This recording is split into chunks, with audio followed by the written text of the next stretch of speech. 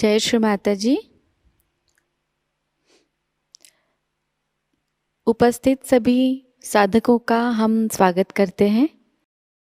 सामूहिक ध्यान की शुरुआत हम सामूहिकता में कुंडलिनी चढ़ाकर बंधन लेकर करेंगे।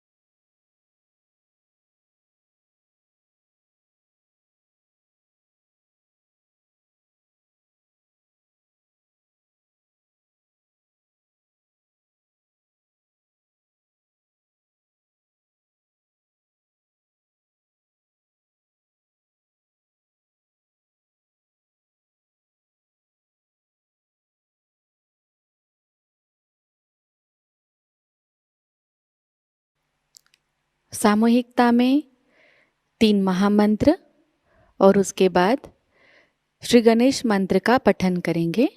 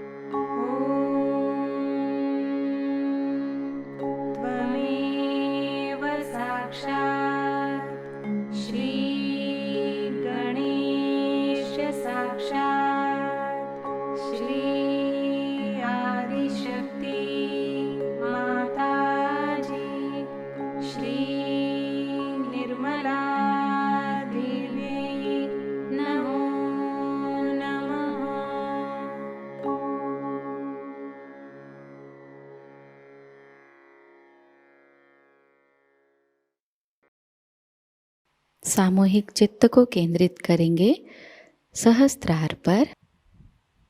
परम पूज्य श्री माताजी कृपावंत होकर हमें निर्विचार अवस्था प्रदान कीजिए।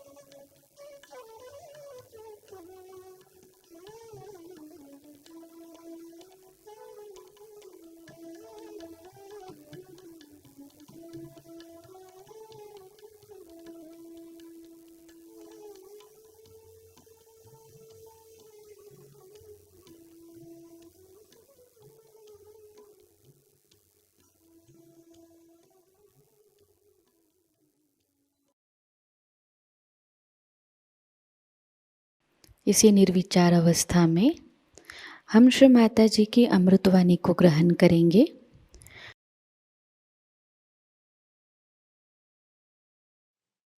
But as I told you, there could be good conditionings in the same way you can have good habits and bad habits. If habits inhibit or obstruct your ascent, they also can help to stabilize you.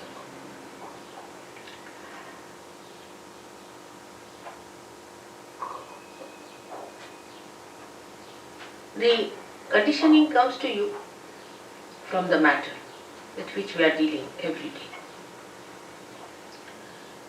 When a human being sees a matter, he addresses it. and he wants to use that matter for his own purpose. He changes the forms of the matter for his own purpose. He starts getting used to matter as comfort or as a help or a guide in life. The more you start depending on matter, the more your spontaneity is finished, because you are dealing with the dead.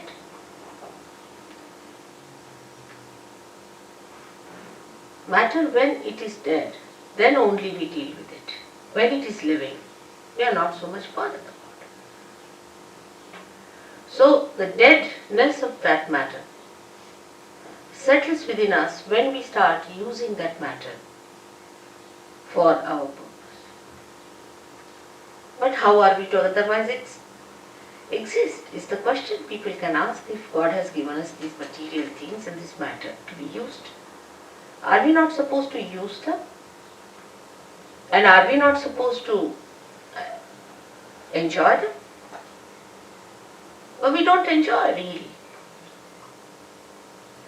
Before realization, you cannot enjoy any matter. You can only form a habit and may become a slave of that matter before realization. It's a fundamental principle of economics that wants in general are never satiable. Means today you want to buy something like a carpet, alright, bought it. So now that carpet becomes a headache because it's your possession, you have to look after it. You have to insure it, you have to worry about it that it doesn't get spoiled, first of all. And secondly, you really get into another mood of buying something else. Now you have bought the carpet, finished. Then you have to have something else, then you have to have something else, then you have to have something else. So it does not satiate you. It does not give you the joy. Matter can never give you joy. It's the spirit that gives you joy. And when the ascent takes place, then you become the spirit. Then matter takes another value system within ourselves. The value system of matter is very different.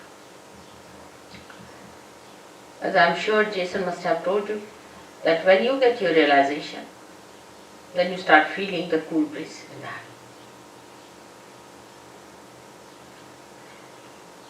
In relationship to matter, it's very helpful to be realized so. Because immediately you know what is good for you and what is bad. For example, you eat something that's not good for you. Immediately you lose your vibrations or you become hot. Even looking at it may happen. You want to sit on a chair on which somebody who is a very wrong type of a person has sat. Immediately you feel, oh, something wrong with this place. With your vibrations, which is a definite thing and absolute thing. And this conditioning can only be over. These habits can be overcome only if you become the spirit. Because spirit is always dominated by the matter.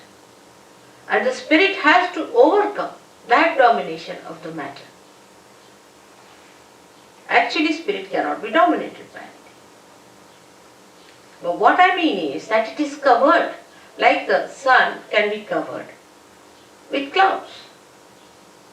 In the same way, all our domination, or we can say all our enslavement of the matter makes us dominate our spirit in the sense that we cover it. The clouds are there. We can't see the spirit. We can't feel the spontaneity, which is the beauty of the spirit we do not feel in a person. So in judging a person, what do we judge? How that person looks, what dress he is wearing, how he walks, what are his formal ways, does he know how to say thank you, sorry or not, you see. All these things impress us very much. What sort of a car he has, what sort of a house. Maybe we may miss a saint. We may miss Christ again. because he was a carpenter's son. How are we to know who is Christ? Is there any way of finding out who is Christ? Many people are now talking Christ is going to come, is going to come on the television. You can put up anyone there as Christ. How are we going to make it out? By his dress or by some sort of a thing they have done? Most of the paintings of Christ and most of his statues that I have seen are nowhere near Christ. Nowhere near Christ. See, they are horrid things. I don't know what are they. So how will you make it out that this is Christ or not? Or this is some sort of a hocus pocus fellow or some sort of a person who has come just deliberately to delude us from reality. There is no way out to find out what is the truth, because we are so much used to material forms that we have. For example, our idea of art also is in the same way molded. We like this kind of art. If you ask them why? Because, this is this kind of a thing, harmony, or maybe this is more proportioned and all that. Well, how do you know? Because you've read certain books, or maybe that you have understood from somebody else that this is art, this is beautiful. I mean, you brand something as beautiful. But is it really? If it is beauty, it should be spirit. Because spirit is beauty and beauty is spirit. So is it beauty? How do you make out that this art is beautiful or not? For example, according to all normal ideas of womanhood, I don't think Mona Lisa is a beautiful woman. I mean, the way these days you see mosquito-like women are regarded as beautiful. So how they call Mona Lisa so beautiful? What's in her? Thousands of people would be assembled to see that painting. Why? What is that? Only vibrations will tell you that it emits vibrations. It appeals to your spirit without your knowledge. You are not aware of it. It appeals to your spirit. That's why universally that painting is appreciated. But when this conditioning becomes collective, any such conditioning becomes collective, and you accept this is the form that is beauty, this is the form that is reality, this is the form that is spontaneity, then the confusion starts. The confusion starts at that point, when it becomes a collective thing. For example, I met some people or some gurus. When I asked them, what makes you think that your guru is truthful? What has he given? He said, because sitting in my chair I just start jumping by myself. I don't do it, but it happens, it's spontaneous. And in my presence, the way his body was moving was so horrifying. Anybody would have tremendous compassion and concern for such a person that you can't sit for 5 minutes. Excuse me, it wasn't spontaneous, it was nervousness. Yes, that's what I'm saying. But You're very wrong in what you talk. What? About everything. From where do you come? Up the road. That's it. Better go. Well, I am. Look at that. She'll go to the pub now. Must try to understand the subtleties, you see. If you are confirmed with what, now supposing somebody started jumping in the thing, and he says, and she says it's 2 nerves. That means you are not in control of your nerves, isn't it? Don't you think so? You are not in control. You have not control. Spontaneity is a thing which is not the thing that makes you a slave. This is the point I am trying to bring. It doesn't, it makes you a master. Spontaneity must make you a master and not a slave of it. She must have come from TM, because TM people jump like that. And they end up as epileptic people. I have cured so many of them. I don't know if someone has come from there. Even the head of their academy in Scotland, who was the Flying Squad Academy as I call it, where people paid 3,000. Now this gentleman sitting here is one of them who suffered. When they suffer, then they know what it is. The other day we saw somebody with epilepsy of such frequency, the poor child, he was hardly 26 years of age, young man, supposed to enjoy his life, was going into such trauma you can't imagine. And if this is happening to somebody going to a guru, you paid for it, how can it be anywhere near spirit? This is what I am trying to tell you. That spirit gives you spontaneity in which you are the master. You are the master of yourself. Complete master. No enslavement of any kind. No habits formation coming. All habits drop out. You become so spontaneous that I don't have to tell you. You just drop out all habits.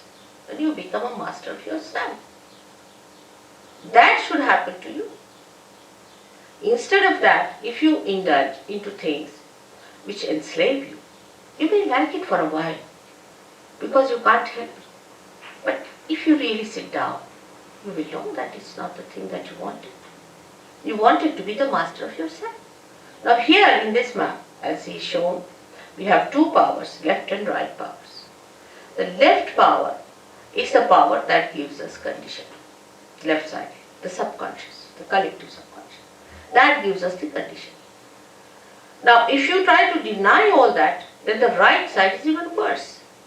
It gives us action, but with action we can become very ego-oriented. So both ways it can be troublesome. Supposing you say that alright, I have no conditioning of any type, what's wrong in doing this, what's wrong in doing that? And if you just move with that idea, with that freedom, it will be abandonment, it may not be freedom, because freedom must have wisdom behind it. So both the sides, the movements on both the sides are wrong. So what is alright in the center is not to get conditioned by anything and not to be ego-oriented. But how to do it is the problem. The problem is how to do it. To be spontaneous is to be absolutely free. Now I would consider these two powers as say a brake and an accelerator in a car. Now you use both the powers. You use the brake first, you use the accelerator, you try to control these two powers. But first of all, it is difficult to understand how you to use these powers. Gradually, with practice, you know how to drive the car, you become the good driver. After becoming the good driver, still you are not the master of the driver. But then you become the master.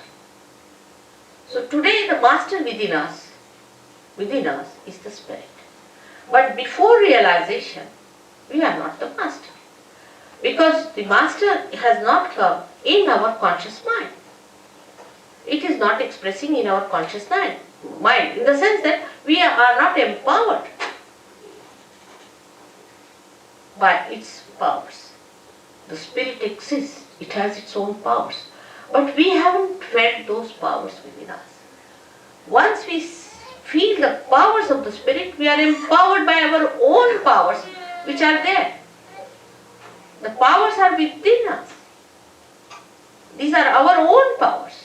We don't have to borrow from anyone, ask from anyone, they are in ourselves. The spirit is within us. Only thing that spirit has to give light in our consciousness. It has to come in our consciousness. In simple medical terminology, we can say that the spirit must manifest itself in our central nervous system. In our central nervous system. So that we should know what we are doing. Not that we start just jumping on the chair, or some people said, oh, you just start doing it. It is a process. It's not correct. You are not in conscious mind. You are doing it out of hypnosis.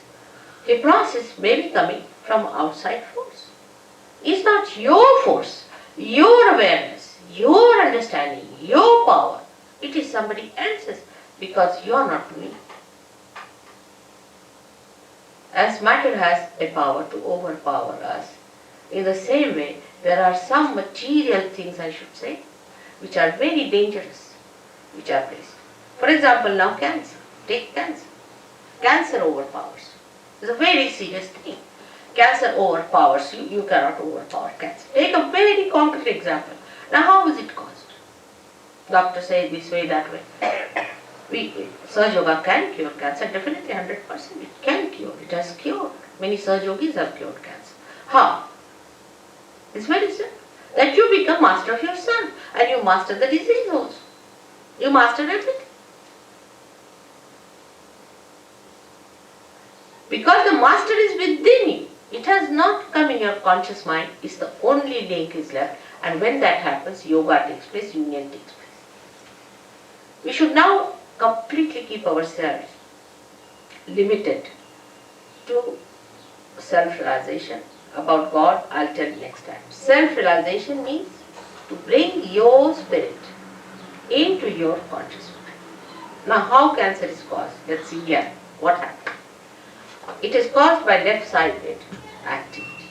Now, left-sided activities are emotional traumas, emotional problems, emotional upheavals, emotional insecurities.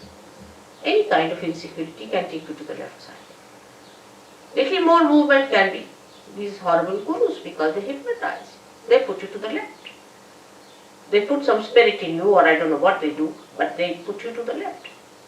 Any one of these activities which are not authorized by God, taken to, you go to the left side. Because you cannot ascend in the center. So either you go to the left or to the right. When you overdo these things, it's like black magic. You have another thing here I've heard. Some sort of a organization had. And the fellow, you see, he used to, everything he saw moving in the house, he came to Sahajayoga and his water jug was moving there and this was moving there, and he couldn't explain what was happening in his room. He was sitting down and he found something moving from here to here. It happens. What is that? What is that doing this kind of a thing which you cannot control? Again we come to the same. Something you cannot control. So you enter into the realm where you are controlled and you are not under your control. And that realm, when you enter in, I have always seen all the cancer patients are the ones affected by this. Most surprising. They are not aware. They do not know how they get into it. For a lady, supposing say she's suffering from an insecurity about her husband or maybe something, or maybe she thinks that her husband may leave her any time, she loves him, whatever it is. Such a woman might get a breast cancer. Because the insecurity is set in one of the centers there, which you can see here, the center of the heart. Center heart as we call it. Now, if this center goes out of order, if a woman feels insecure for anything whatsoever, she is capable, she is vulnerable to be attacked and she can get into cancer. So we have to understand life in totality and not in one way.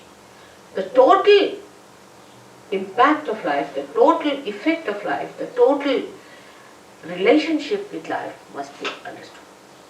Now, no doctor knows this. Will he know? When he treats a patient for the, say, breast cancer, will he know that this lady is insecure? There's another disease, anorexia. Many girls suffer from it. They don't just eat, they just give up eating. Now, you do not know why it happens. Doctors can't cure it. Nobody can cure it. What is the reason? The relationship of a girl, of a daughter with a father. Say father dies and the daughter doesn't see the father. Or she, in heart, she loves her father but she doesn't express it. Or there's some bad relationship that comes between the father and the daughter. You get this double anorexia. You'll be amazed. But it is impossible for doctors to get it. We have some doctors sitting here. It is impossible for any medical science to go near. Because they do not see a human being in its totality. It's a very delicate instrument God has created. The way we are harsh with others, the way we sometimes try to trouble others, try to make others feel insecure or unfair, unjust, without our knowledge, we really give them a tremendous insecurity. And such insecurities can work out incurable diseases of which we are not aware. So to understand the totality, what should happen to us? We should achieve that state where we can see the totality. Like if I have to see now, for example, the whole of Brighton, what should I do? I should go on a plane and see it from that height. I can see the whole. In the same way, in your awareness, in your understanding, you should rise to that point from where you can see the whole. If you cannot see the whole, the partial vision, or we can say a little that you see, can create confusion, can create problems, and some of them could be of a very, very serious nature. Because as human beings, we do not know what are we. This is the greatest problem of human beings, that they say, I don't like it. Now which one is this I? Is that your spirit or is that your ego? What is the part that is not liking it? Or is it your conditioning because you are brought up in a particular way so you don't like this? Which part of you is not liking it? And you will be amazed that it is not your spirit. Because if spirit likes, how will you know? It's only through your vibrations. When you can feel the vibrations, then only you will say, yes, my spirit likes it, because the vibrations are emitted. So we are still in a transition state as human beings. We have not achieved that state which is called as the state of self-realization, where you become the spirit. The becoming is the point. When you become the spirit, you know what you like. You really know what you really like. Because you are now the reality. You are not any conditioning. You are no more any ego, but you are what you are really, and that is your spirit. And surprisingly, this spirit is a collective being. It's no artificial collectivity within us. That also, all right, we belong to all Brighton, so we are one, or we belong to one street, so we are one. It's not like that. But it's something that you are, absolutely, you are a collective being. And you start feeling that collectivity within you, with these different centers working it out. And you can feel it, others. You can feel others on your fingertips, can you believe? In the Bible it's written that your hands will speak. The description of these days is that your hands will speak. Why not people go and find out what does it happen? How can your hands speak? This is what happens, that on your fingertips you start feeling and understanding what is reality, what is beauty, what is joy, what is love. This is the left side which we get, and ultimately with these left side problems we get physical pains. It's very painful to have left sided problems. It's very, very painful. The pain cannot be explained, no one can understand, nobody can cure it, you can't tell anyone, and people think that you are fussing, they give you psychological treatments. You just don't understand why this pain is within you. And this pain comes to you from left side, the subconscious. Beyond the subconscious is the collective subconscious. And this collective subconscious is the one where whatever is created from the beginning up to today in the creation is within. And once you go to the subconscious, you just get lost there. You are so overpowered by this power of subconscious that it is beyond you to understand it, beyond you to get out of it, and beyond you to not to succumb to it. And it goes on increasing. Like I asked some people, why did you go on doing it? When you knew that you were not doing it, somebody else was doing it, still why did you continue to do it? They said, Mother, we were under a blanket. It was darkness. We didn't know where we were moving. And we were just going on and on and on. And as I told you last time, feeling guilty is the biggest blockade. It's the biggest blockade. Because once you start feeling guilty, that the center on the left gets blocked and it's very difficult. And you don't know why you are feeling guilty. All the time you are feeling guilty, but you don't know why you are feeling guilty. Why these ideas of guilt are coming to you. That this feeling of guilt keeps you away from joy, from enjoying anything, from being spontaneous. Why? And this explains why we sometimes are miserable for nothing. Actually, God has not created us to be miserable. He has made us so beautifully, so carefully. He has created us with such love and compassion not to make us feel miserable, not for anything. He doesn't give us any diseases, no problems. But we have done these things to ourselves by going to extremes on the left or the right. As I am today talking about only on the left, I would say that to feel miserable for nothing at all is also wrong, is being unjust to yourself.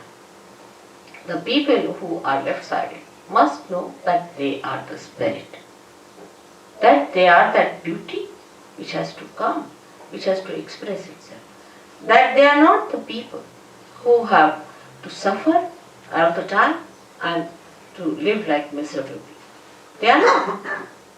But because they take so much upon themselves, bear so much upon themselves, they become like that. And to avoid that bearing up, they may take to some other habits. You see, many people take to alcohol also for reason because they can't bear the pangs of life. They can't bear. That's why they take to. But once the spirit is awakened within you, you become so strong.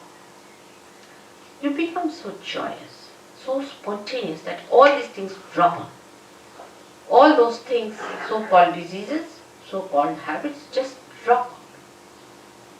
And you become a new, blooming personality.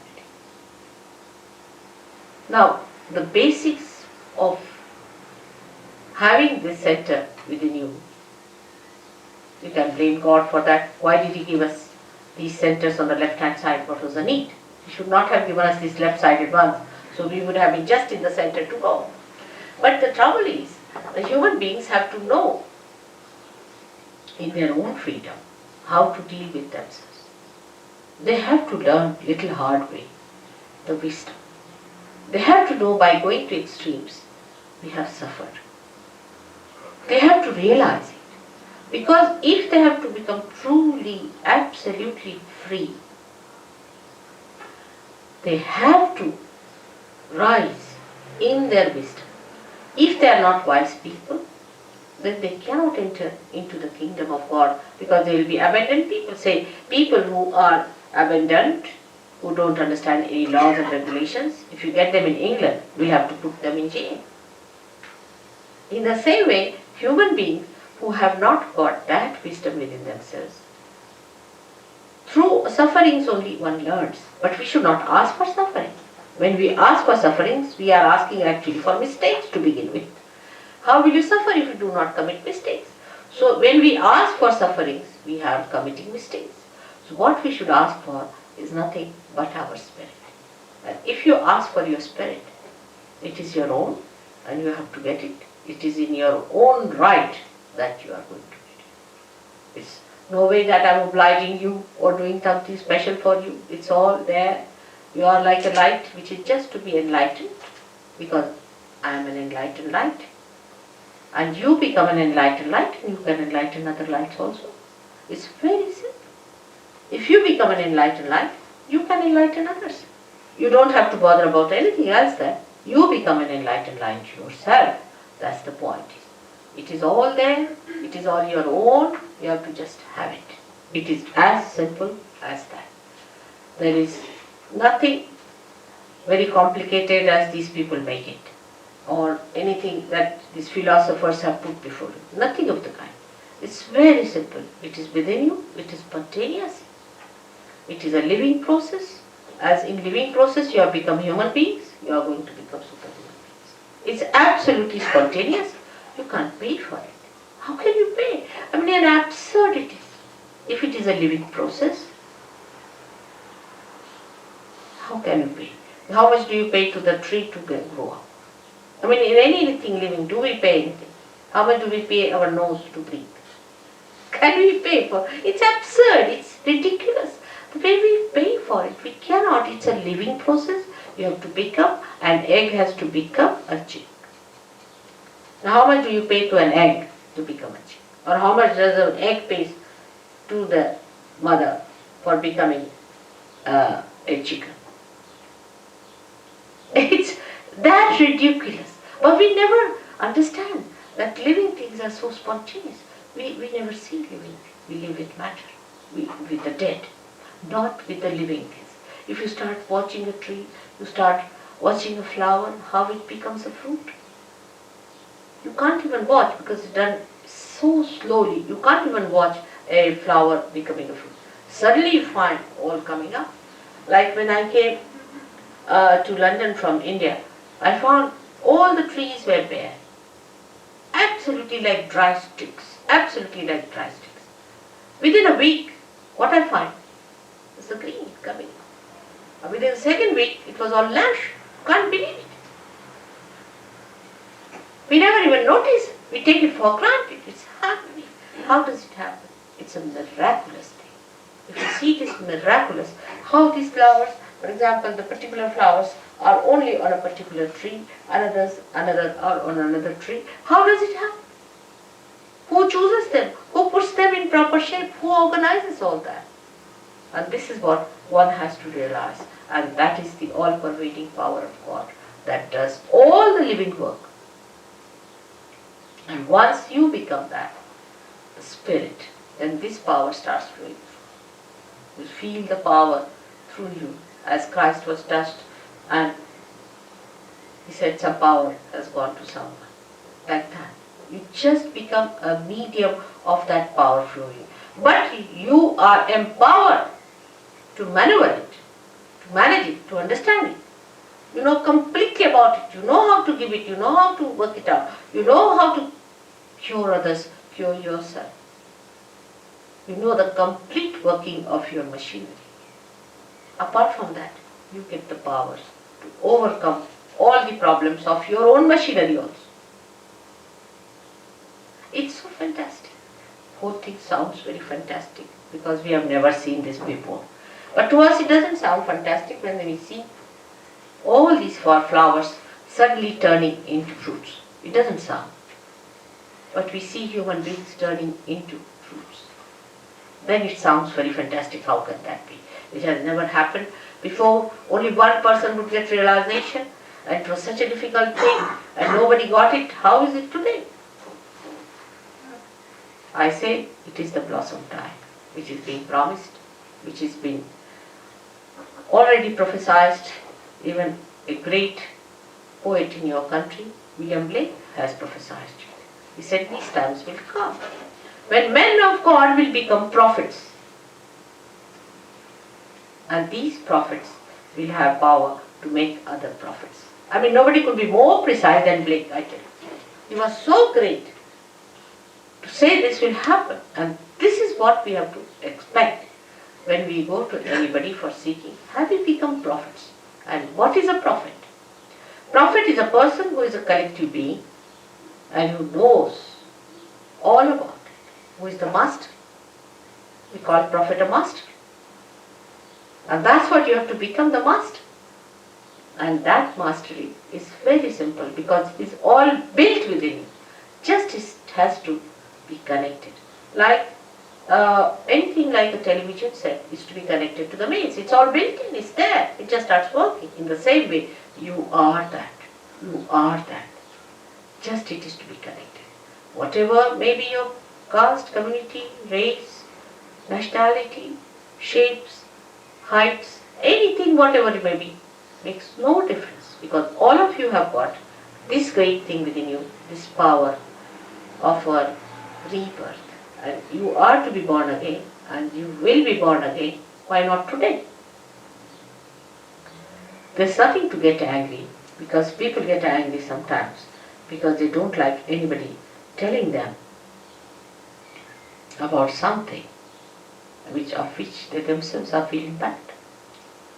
They don't like it. For example, if there's a drunkard and he drinks too much, he's an alcoholic, he doesn't like it, and he feels bad, and if somebody tells him, even in the most gentlest way, that you better give up drinking, he doesn't like it. But what I am saying is not that you should not do it. I said it will happen, that it just drops out. I don't say you don't do this or don't do that, but it just happens. And you must first understand what is the problem and how the problem is overcome. That's why I have to talk. Otherwise there's no need to talk about it all. It just works out. It just works out because you are just ready to have it and you just get it. I don't do anything. I'm just a catalyst, I should say, that it works out. I hope you'll ask me some questions about it first before we go in for any realization. If you have any questions, please ask. You must ask.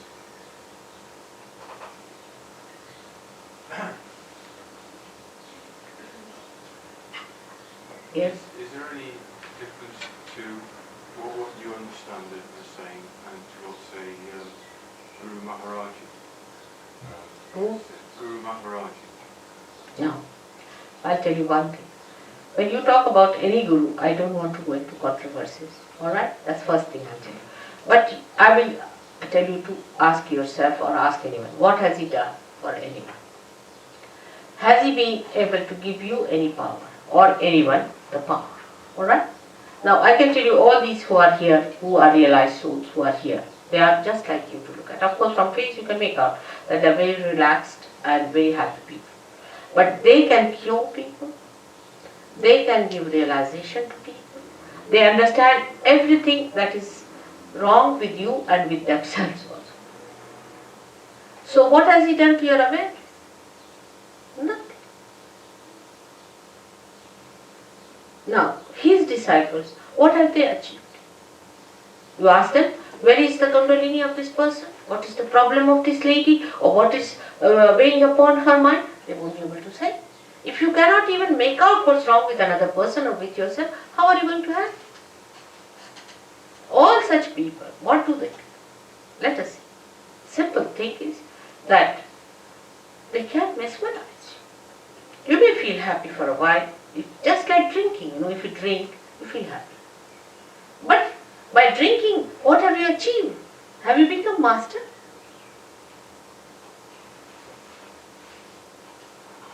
All of them are like that.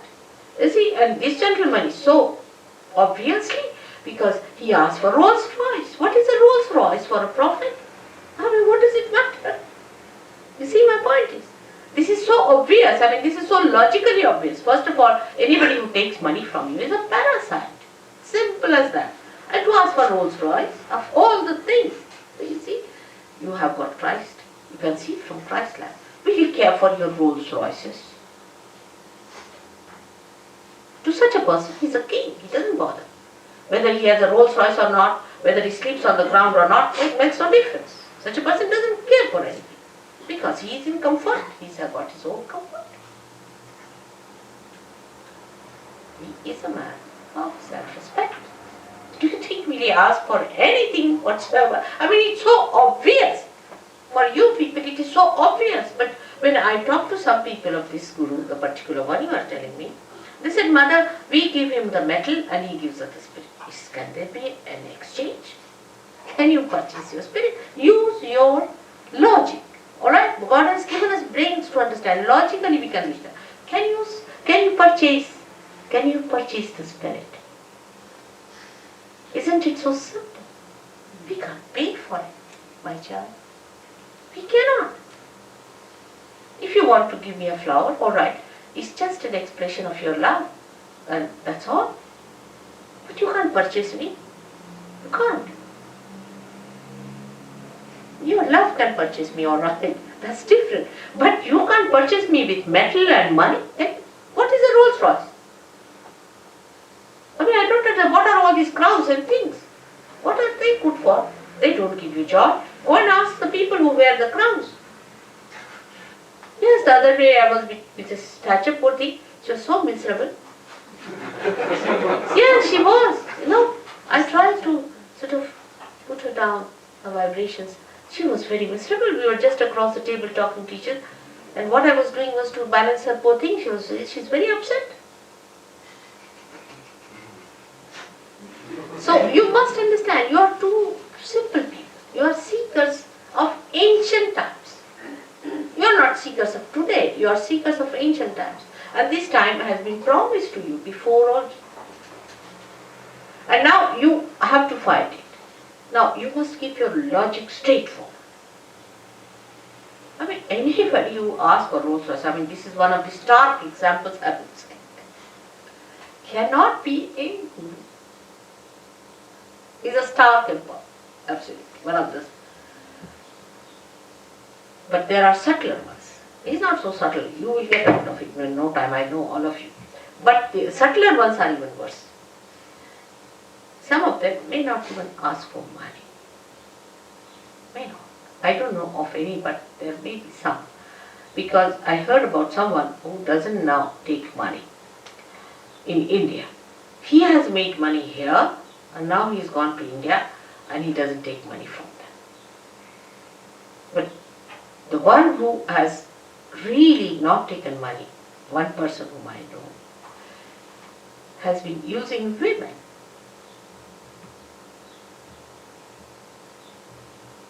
He's not interested in money part. He's using money. You are with me? You see, so this is what it is. You must understand. His interest is not in your spirit, but in your person, in your women. Imagine. How can holiness be combined with these dirty habits of people? That means they themselves are under the control of their desires, which are anti-God. These are all anti-God activities. And you people being so simple-hearted, I tell you, you are so simple-hearted. If you tell an Indian that the Guru takes a Rolls Royce, he said, immediately they'll cancel. They don't want this guy. Okay? Nobody will give to any Guru in India. Gurus have to pay people sometimes. First to entice them. Westernized Indians is different, but those who are really Indians, they are. People live with the mothers and they know what is what. Nobody can befool them. They're very practical people. Yes, my child? Can you be healed through faith? Huh? Can you be healed through faith? Oh, the faith is two types. With what we call in Sanskrit is Shraddha. It's different from what you call as faith. In English they use it as blind faith and another as faith. Alright? We can make it like that. Now, the blind faith is this, that I have got faith in God and God will heal me. This is one faith. Alright? Another is a faith which is enlightened, where I say you are the spirit, when you are connected. Now, if you say that I have faith in God, you shouldn't feel hurt when I tell you the truth, alright? Because if it is a blind faith, means that you are not yet connected with the power. Not connected. See, now supposing I start saying, Christ, Christ, Christ, Christ. Christ is not in my pocket. I can't even meet a prime minister or a queen without having a protocol or a connection or some sort of a, position or we can say a authority, isn't it? Now when we talk of anyone like that, some people go on saying Rama, Rama, Rama, Krishna, Krishna. You see, these are all incarnations, and Christ is the Son of God. He is the son of a king.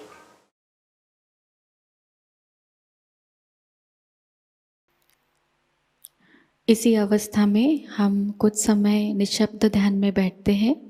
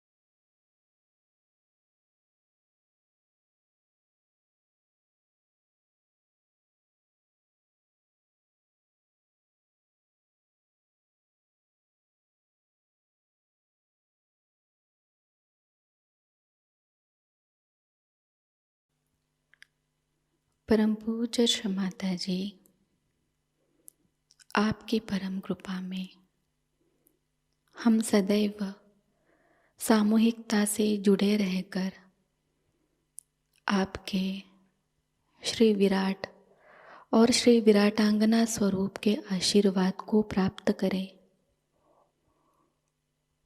हम सदैव निरानंद अवस्था को प्राप्त करें।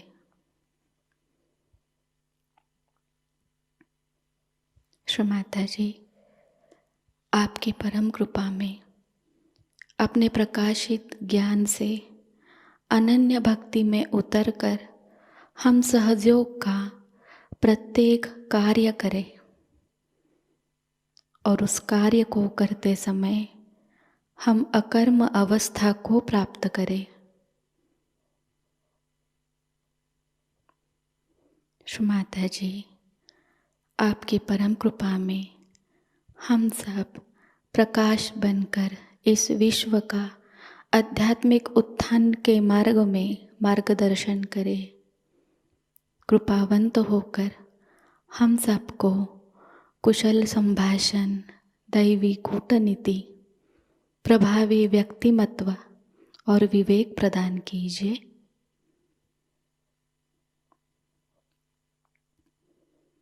श्री माताजी, आज का यह सामूहिक ध्यान हम आपके श्री चरणों पर समर्पित करते हैं। कृपावंत होकर हम सबको और इस विश्व को आशीर्वादित कीजिए। परम पूज्य श्री माताजी को प्रणाम करेंगे और सामूहिकता में कुंडलिनी चढ़ाकर बंधन लेंगे।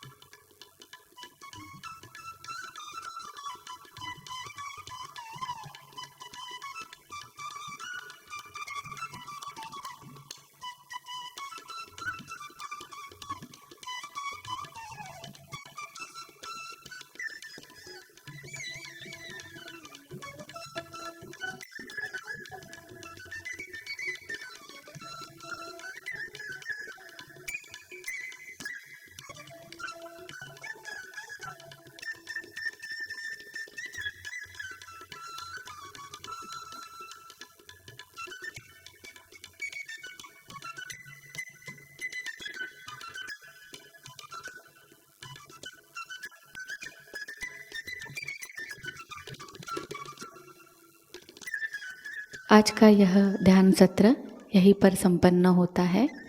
जय श्री माता जी।